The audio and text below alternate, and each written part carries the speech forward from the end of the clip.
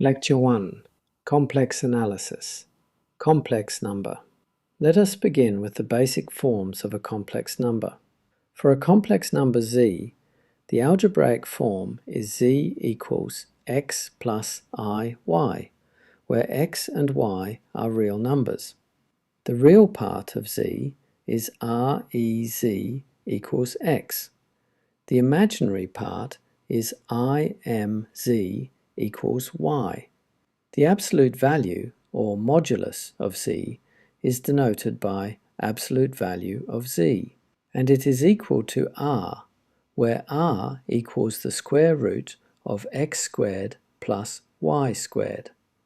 Next comes the argument. The principal argument is written rgz equals phi, where minus pi is strictly less than phi, and phi is less than or equal to pi. The general argument is written with a small arg. Argz equals rgz plus 2k pi, where k is an integer. So the principal argument is only one representative, and the full set of arguments differs by integer multiples of 2 pi. With this notation, the trigonometric form of z is z equals r times the quantity cosine phi plus I sine phi. Worked example. Algebraic to polar. Let z equals 3 plus 4i. So in this example, the real part is 3 and the imaginary part is 4. Its modulus is the square root of 3 squared plus 4 squared, which is 5. Its principal argument is arctangent of 4 over 3, and since both coordinates are positive, this angle lies in the interval from 0 to pi over 2.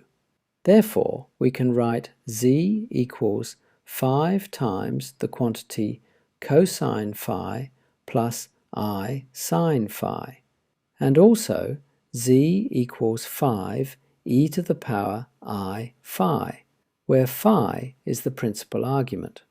Besides the algebraic and trigonometric forms, we also use the exponential form.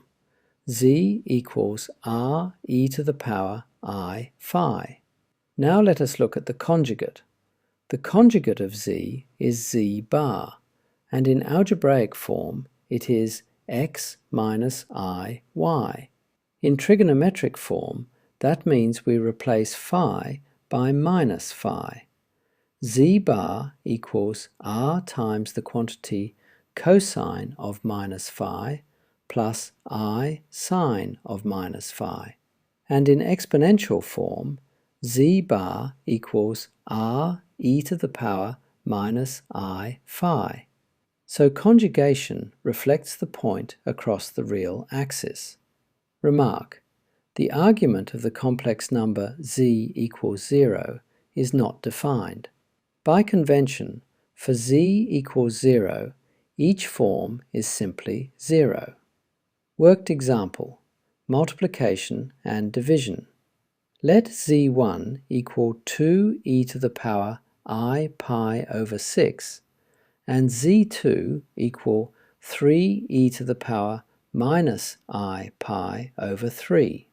For the product, we multiply the moduli and add the arguments.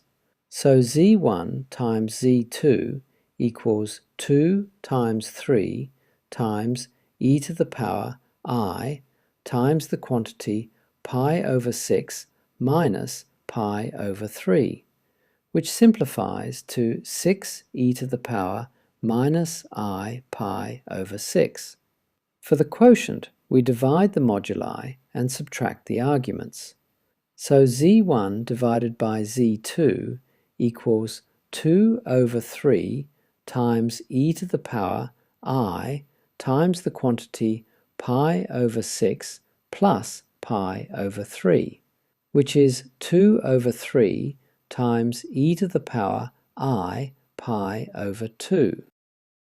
The nth root. Now let us turn to roots of complex numbers. Suppose z is written in exponential form as z equals re to the power I phi. Then its nth roots are given by the formula omega sub k equals the nth root of r times e to the power I times the quantity phi plus 2k pi divided by n, where k equals 0, 1, and so on up to n minus 1. So we divide the argument by n, but at the same time we must also take into account all possible angles differing by multiples of 2 pi. That is why the term 2k pi appears. Here the nth root of r means the real nth root of the non-negative number r. We define the principal nth root of z by square root with index n of z equals omega sub 0, and the notation z to the power 1 over n means the whole set of nth roots, the set consisting of square root with index n of z times e to the power 2k pi I over n, where k equals 0, 1, and so on up to n minus 1. Remark: every non-zero complex number has n different nth roots. The only root of 0 is 0. Worked example: cube roots. Let us solve w cubed equals minus 1 plus I. The first step is to write the right-hand side in exponential form. We have minus 1 plus I equals square root of 2 times e to the power I 3 pi over 4. Therefore, the cube roots are w sub k equals the cube root of square root of 2 times e to the power I times the quantity 3 pi over 4 plus 2k pi divided by 3.